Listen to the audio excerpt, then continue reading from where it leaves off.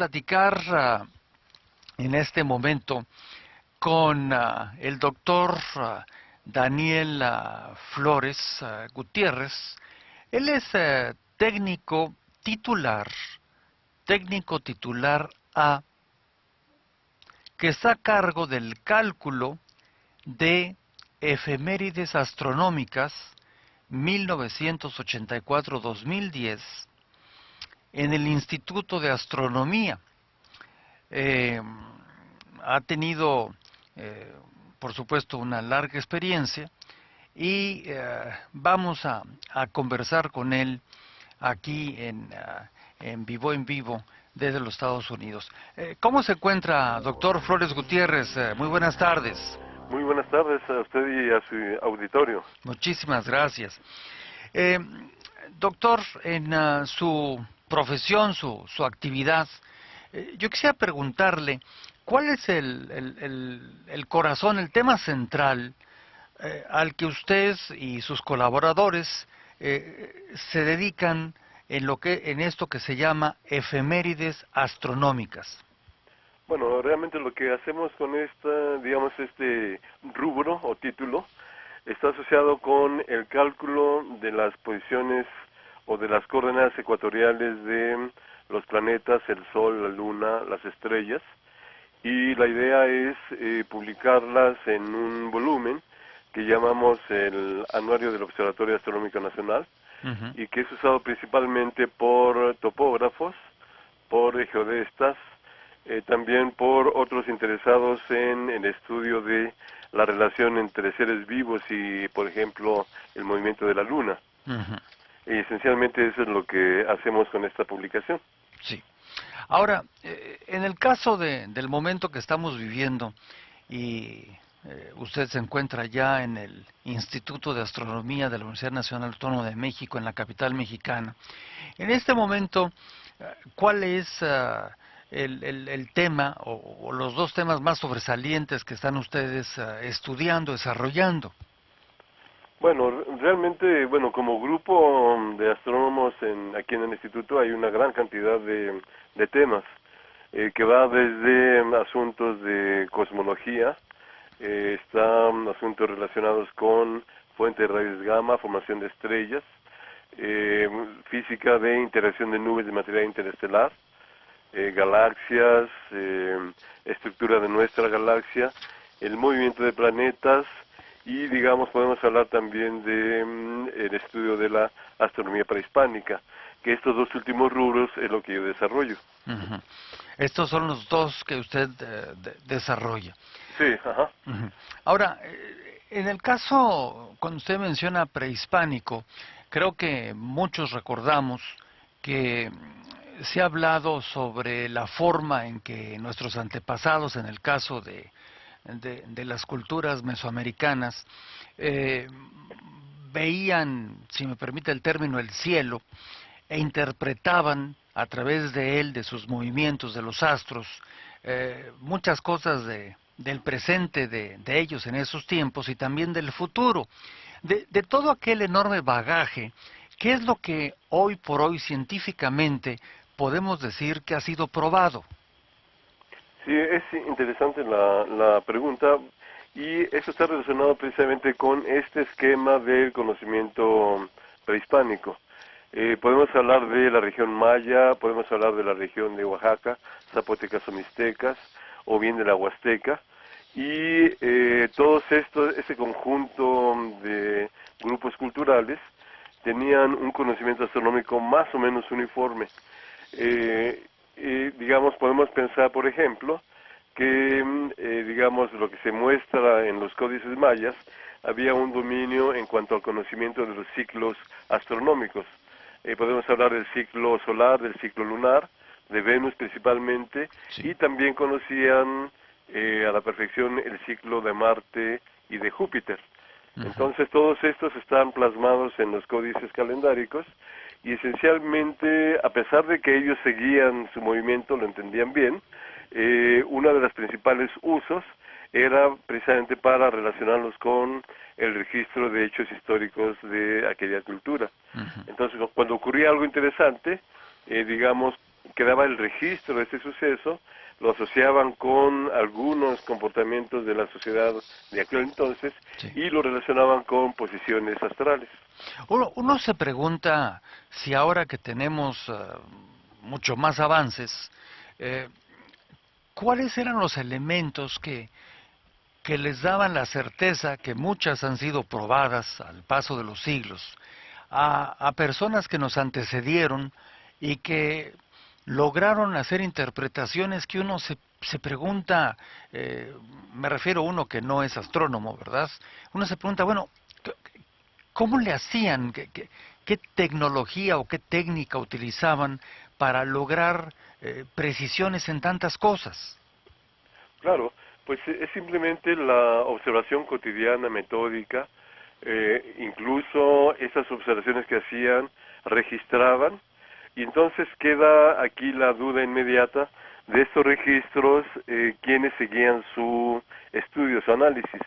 Entonces hay una secuencia, digamos, lógica entre observadores en una época Ujú. determinada, Sí. registraban y además enseñaban a las siguientes generaciones ver este conjunto de datos y de información. Ujú. De tal manera que había una secuencia cultural de enseñanza incluso a través de varias generaciones. Ujú. Y desde luego debemos tener presente que las observaciones eran a simple vista, o sea, Ujú. ellos veían el comportamiento, por ejemplo, decir el planeta Venus, Sí. o bien los ciclos de la Luna, y ellos con una paciencia, digamos, enorme, iban observando con respecto a la posición de, digamos, de Venus o de la Luna, con respecto a un edificio o bien algún accidente orográfico, o sea, en el horizonte, y ellos hacían esas anotaciones Ujú. y gradualmente se dieron cuenta de que tenían un comportamiento periódico y eso es lo que nos llega a nuestro tiempo. Simplemente la observación a simple vista y el registro meticuloso de estos datos astronómicos llevará a un conocimiento de la bóveda celeste. Ujú. En el caso, por ejemplo, de algo que estos días anda este, rondando el mundo de la información, doctor Flores Gutiérrez, el caso de no sé si en la vida astronómica hay alguna diferencia entre un asteroide o un meteorito. Me gustaría que usted me aclarara si hay alguna diferencia entre esas dos palabras. Ujú. Bueno, el asteroide es el objeto que se mueve en el medio interplanetario. O sea, podemos hablar de del cinturón de asteroides que está entre Marte y Júpiter, Sí. y otros objetos, digamos los Apolo, Amor, por ejemplo, que se mueven en órbitas un poco alejadas de la órbita de la Tierra o un poco más cercanas al Sol respecto de la órbita de la Tierra. Ujú. Entonces son diferentes clasificaciones de estos grandes objetos que se mueven en el medio interplanetario. Ujú. Cuando estos objetos o bien objetos más pequeños como rocas Sí. chocan con algún objeto, entonces y se recuperan, podemos hablar de un meteorito. Ujú. O Ajá. sea, cuando chocan ya pasan a lo que es meteorito. Justamente sí. Bien, entonces mientras son, si me permite ponerlo simple, mientras no choquen son asteroides Sí, o rocas que se o mueven. rocas. Sí, rocas es más, digamos, adecuado. Ujú. Y cuando ya se impactan en algún planeta, en algún satélite, entonces ya les llamamos eh, me decía usted Un meteorito. meteorito, perdón, Ajá. O sea, meteorito. digamos, ya materia que es susceptible de estudio, por ejemplo. Bien. Ahora, Entonces, diga. perdón, se habla de que hay uno por ahí que usted es el que sabe y le voy a agradecer si me da una explicación al público. En relación a uno que tiene la posibilidad de pasar cerca de nuestro planetita Tierra y que, según algunas informaciones, pasará a unos 200 millones de kilómetros de distancia. ¿Qué Ujú. nos puede informar sobre lo que se sabe hasta este momento? Claro, sí. Bueno, digamos, hay varios objetos que tienen esta distancia o este acercamiento a la Tierra. Ujú. Entonces, podríamos hablar de, vamos, por comentar alguno de los cuerpos, es el 2009 UK-20, por ejemplo, y este pasó más o menos como a eso, o sea, unos 3 millones de kilómetros de distancia.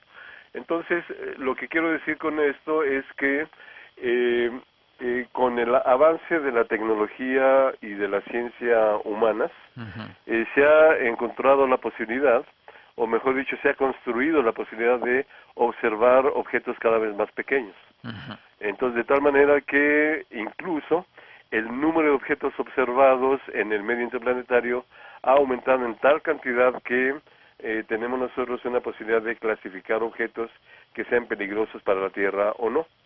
Entonces, este que usted menciona es uno del orden de 4.000 a 8.000 objetos que son peligrosos para la Tierra por su acercamiento a la misma. Entonces, por ejemplo, puedo decirle que recientemente se descubrió un objeto que, digamos, fue bautizado, vamos a llamarlo así, fue puesto el nombre de 2011, GP28, porque fue descubierto en este año, en abril 6, y pasó más o menos como a unos 40.000 a 60.000 kilómetros de distancia de la Tierra. Tenía un diámetro del orden de unos 30 metros aproximadamente. Y entonces, bueno, se descubrió y ya pasó y se fue. Digamos, otro más para comentarle, sería uno descubierto en abril 8, y que más o menos estaba a una distancia de unos 800.000 kilómetros de la Tierra. 800.000 kilómetros de la Tierra. Ajá. Para que quienes nos están siguiendo tengan un punto de comparación, por ejemplo, la distancia de aquí, de la Tierra a la Luna, es poco menor a los 400.000 kilómetros de distancia.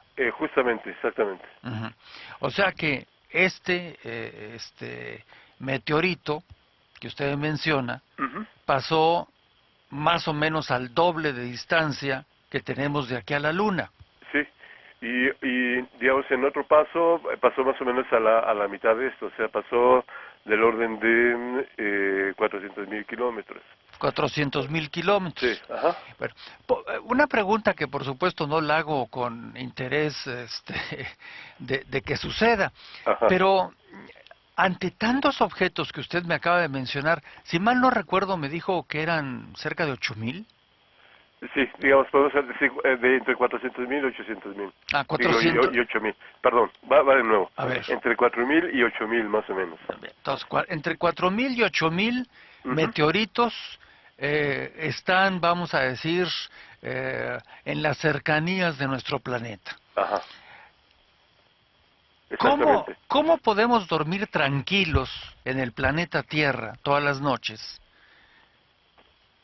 Con tanta roca como esta, que anda volando a velocidades que usted me podrá decir más o menos los promedios, y que pues normalmente en otras épocas sí ocurrió, pero normalmente parece que es algo que ya no está sucediendo en la Tierra. Sí, exactamente. O sea, sí podemos vivir, digamos, dormir tranquilos. Pero un poco lo que hay que pensar es lo siguiente. En las primeras etapas de la formación del sistema solar, estamos hablando de unos 4.500 millones de años atrás. Había una gran cantidad de objetos que precisamente iban conformando nuestro sistema solar. O sea, cada uno de los planetas se fueron construyendo por estas aglomeraciones de pequeñas partículas en más grandes y más grandes hasta llegar al tamaño de planetas. Entonces, esos materiales que orbitan en el medio interplanetario, o sea, este espacio entre planetas, han sido barridos a través de los miles de millones de años y van, digamos, cayendo en los planetas. De tal manera que gradualmente las órbitas de los planetas van limpiándose de los grandes objetos y van quedando los pequeños. Por eso, digamos, en la Tierra o digamos en la Luna se observan impactos de objetos que caen en la superficie lunar o vienen aquí en la Tierra. Y desde luego hay objetos grandes, pero que simplemente por este mecanismo de limpieza que digamos, los grandes planetas tienen sobre sus órbitas, van siendo cada vez menores. Pero desde luego la probabilidad de que caiga uno de esos objetos es verdadera, es real, es muy baja, pero existe esa posibilidad. Dentro de estos objetos que le menciono son los que se conocen, o sea, se conoce su órbita, se conoce sus parámetros orbitales, su período, su excentricidad y todo lo que podemos decir de su movimiento orbital en torno al Sol. Pero hay muchos otros que aún no se conocen, como los que le mencioné al principio, Sí. de que son recientemente descubiertos y pasaron muy cerca de la Tierra y siguieron su viaje. Entonces, en ese sentido, solamente son los objetos conocidos, los que ya se tiene certeza de cuál es su movimiento en el sistema solar. Sí. Y de estos, digamos, la probabilidad de impacto es muy baja, es del orden de 40.000 a 70.000 o 1 a 60.000, dependiendo del objeto. En la Tierra, para hacer mención, existen varios grupos dedicados expresamente a la observación y búsqueda de estos objetos pequeños. Varios grupos que están en Estados Unidos, otro en Italia, en Francia, en Japón, y entonces están precisamente dedicados a eso con ciertos, digamos, equipos y aparatos para identificar los objetos nuevos y seguir la trayectoria de los ya conocidos. ¿Se podría decir ya para ir cerrando nuestra conversación, doctor Flores Gutiérrez, que el hecho de que impacten a la Tierra o no, casi es un asunto de suerte? De suerte, bueno, no lo podría, no lo pondría así de suerte, pero digamos implícitamente en el lenguaje común y cotidiano, podemos decir que sí, en la medida que hay objetos que aún se desconoce su movimiento orbital y que pueden impactar a la Tierra, o sea, son aquellos que no se conocen. Entonces, en la medida de los que ya conocemos, sabemos muy bien que tienen una cierta probabilidad de impacto, van a tener un mínimo acercamiento, pero no caerán a la Tierra. Y entonces decimos que son verdaderamente peligrosos para la Tierra porque pasan, digamos, rozando, como este que le mencionaba hace rato, y que los objetos verdaderamente grandes, digamos, están en esta probabilidad de impacto a la Tierra. Entonces, de suerte, pues sí y no, vamos. Pues simplemente el comportamiento de la materia en torno a la Tierra tiene este comportamiento, valga la redundancia. Dos últimas preguntas muy rápidas, doctor. Una de ellas, la Tierra con su fuerza de atracción, la gravedad, cuando pasan estos objetos más pequeños o más grandes, ¿no los atrae de manera natural para que se impacten sobre la superficie de la Tierra? Ajá. Es interesantísima la pregunta, sí. A ver, estos objetos que conocemos están inmersos en el campo gravitatorio del sistema solar. Están inmersos de modo particular al campo gravitatorio del sistema Tierra-Luna y específicamente al campo gravitatorio de la Tierra. O sea, con esto quiero decir que al estar inmersos en el campo gravitatorio de la Tierra, sabemos cómo se mueven, ¿sí? Y eventualmente, si va a chocar con la Tierra o no, es parte de esta interacción gravitatoria entre la Tierra y este pequeño objeto.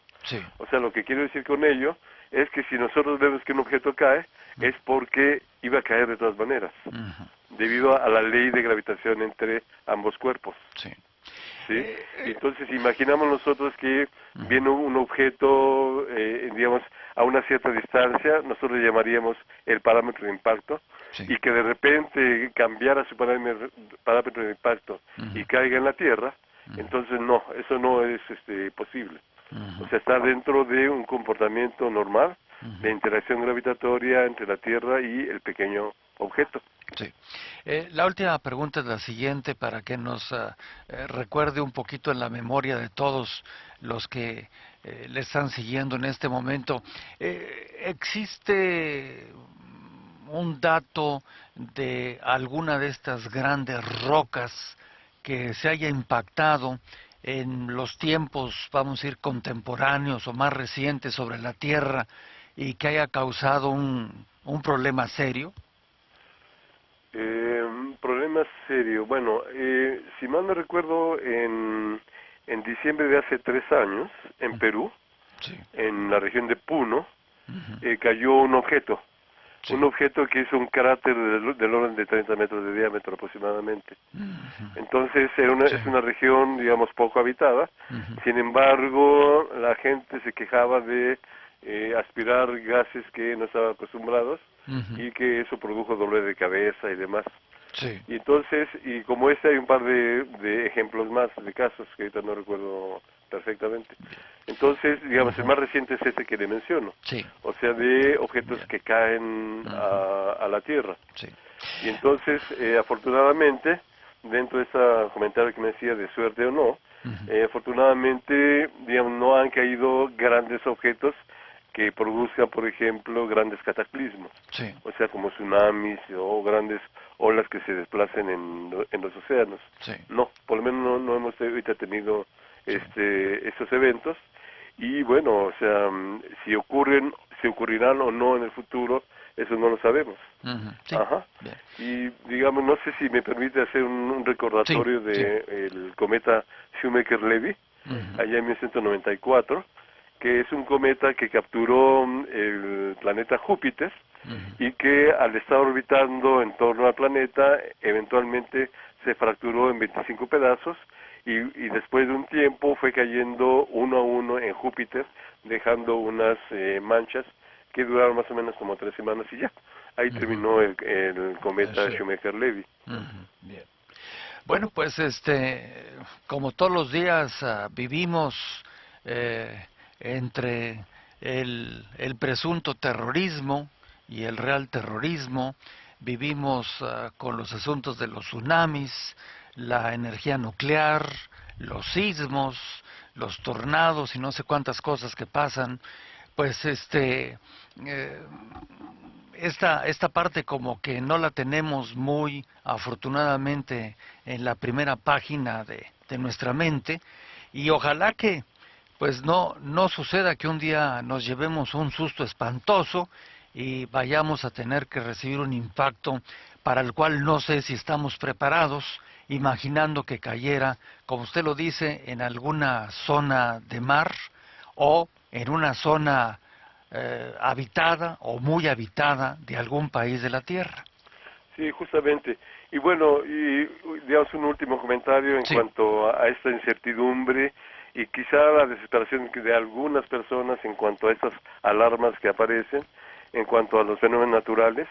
Ujú. Digamos, en la actualidad conocemos mucho más cosas que pueden ser peligrosas para la Tierra Ujú. porque la información en el mundo circula mucho más rápidamente. Ujú. Pero ese tipo de información siempre ha estado presente y digamos los peligros siempre han estado presentes y que vamos, pues hay que tener la suficiente calma y pues estar enterados de que pueda ocurrir o no. Así es. Pues doctor, como es el objeto de este espacio de Vivo en Vivo, nos ha usted hecho el favor de llevarnos a la parte más, vamos a decir, más de fondo, de un asunto del cual poco hablamos, pero que ahí lo tenemos siempre actuante y afortunadamente pues no hemos sido objeto de que estén cayendo con frecuencia y causando daños que seguramente pues se volverían el tema más sobresaliente dependiendo del tamaño del impacto. Y bueno, pues eh, pidámosle a Dios que les haga pasar rozando, pero que se sigan para otro lugar. ¿Eh? Exactamente, sí. Doctor Daniel Flores Gutiérrez, del Instituto de Astronomía de la Universidad Nacional Autónoma de México, en el sur de la capital mexicana, le agradezco mucho que haya tomado la llamada de La Voz en Español desde los Estados Unidos y le envío un saludo. Ha sido un placer. Muchas gracias. Hasta luego. Hasta luego.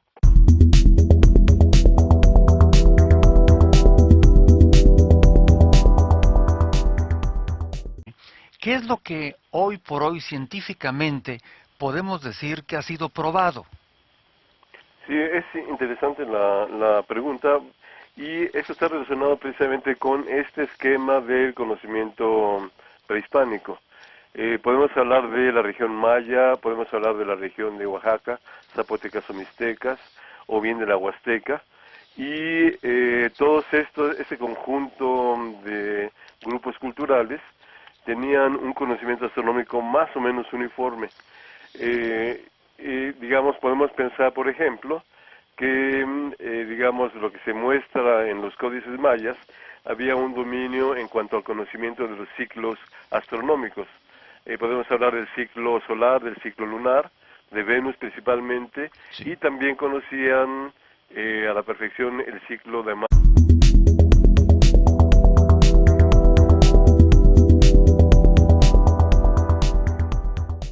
Vamos a platicar en este momento con el doctor Daniel Flores Gutiérrez. Él es técnico titular A, que está a cargo del cálculo de efemérides astronómicas 1984-2010 en el Instituto de Astronomía. Eh, Ha tenido, por supuesto, una larga experiencia y vamos a conversar con él aquí en vivo desde los Estados Unidos. ¿Cómo se encuentra, doctor Flores Gutiérrez? También por otros interesados en el estudio de la relación entre seres vivos y, por ejemplo, el movimiento de la Luna. Ujú. Y esencialmente eso es lo que hacemos con esta publicación. Sí. Ahora, en el caso del momento que estamos viviendo y usted se encuentra ya en el Instituto de Astronomía de la Universidad Nacional Autónoma de México, en la capital mexicana, en este momento, ¿cuál es el tema o los dos temas más sobresalientes que están ustedes estudiando, desarrollando? Bueno, realmente, bueno, como grupo de astrónomos aquí en el instituto hay una gran cantidad de temas que va desde asuntos de cosmología, están asuntos relacionados con fuentes de rayos gamma, formación de estrellas, física de interacción de... Muy buenas tardes. Muy buenas tardes a usted y a su auditorio. Muchísimas gracias. Eh, Doctor, en su profesión, su actividad, yo quisiera preguntarle, ¿cuál es el corazón, el tema central al que usted y sus colaboradores se dedican en esto que se llama efemérides astronómicas?